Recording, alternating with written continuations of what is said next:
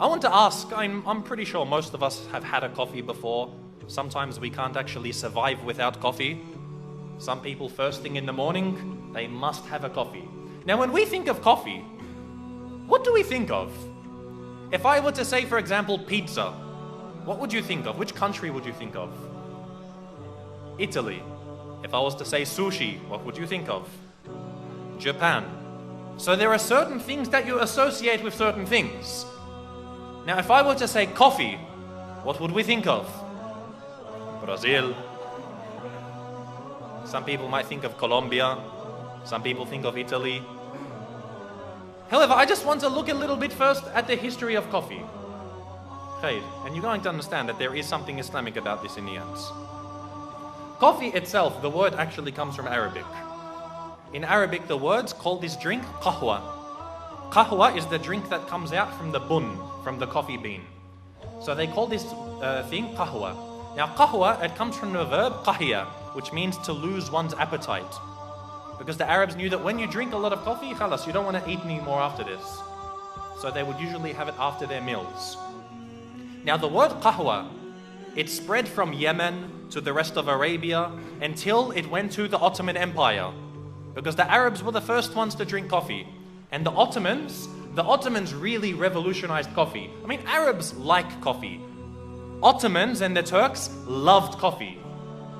You'd find that they couldn't survive without coffee. This was every single Ottoman would be drinking it, to the point that many of the scholars of the Ottoman Empire, they stipulated that, of course, as we know as Muslims, a man has to spend on his wife. He has to supply her with a house, with food, with clothing. Otherwise, if he can't do this, it's grounds for divorce. Now, the Ottoman fuqaha also specified that he must give her enough coffee. Otherwise, it was enough to call for a divorce. So the Ottomans loved their coffee. However, the Ottomans, as most of us know, as the Turks today, they can't pronounce the letter waw. Instead of waw, they say it like v. You've heard Ottomans, you've heard Turks when they say, for example, wallah. What do they say? They say wallah. So you see the waw turns into a v. This is common in their speech. So the word qahwa, they couldn't say qahwa. So they started to call it kahva. Now kahva, when it began to spread, when the Ottoman Empire was attacking a lot of the nations of Europe, there was a specific time. It was actually the last instance of offensive jihad in our ummah. This was the last time in the history of our ummah that the Muslims made an offensive jihad, when the Ottomans were attacking Austria.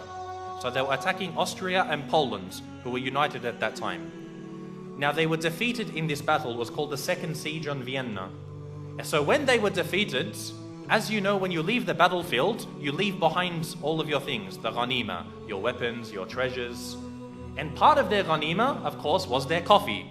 Because even the Ottoman army, everywhere they went, they had coffee and people to make their coffee.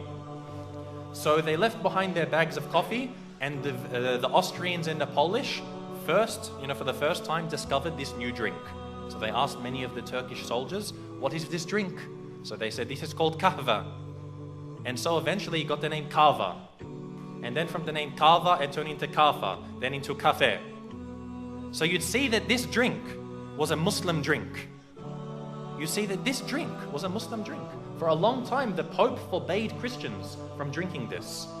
The Pope, he gave like a fatwa, and he said Christians are not allowed to drink coffee. It is haram for them.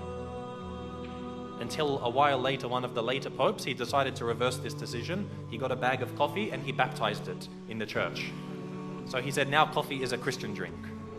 Now this story, the reason why I mentioned this is, as I said, when we start to introduce history, I like to suggest that we know nothing. Every day we drink coffee. Most of us won't even know about this Islamic history, when there was a point that just drinking coffee could get you thrown out of the Catholic Church. You'd be accused of being a Muslim. Nowadays, everyone drinks coffee, but very, very few people know about this history.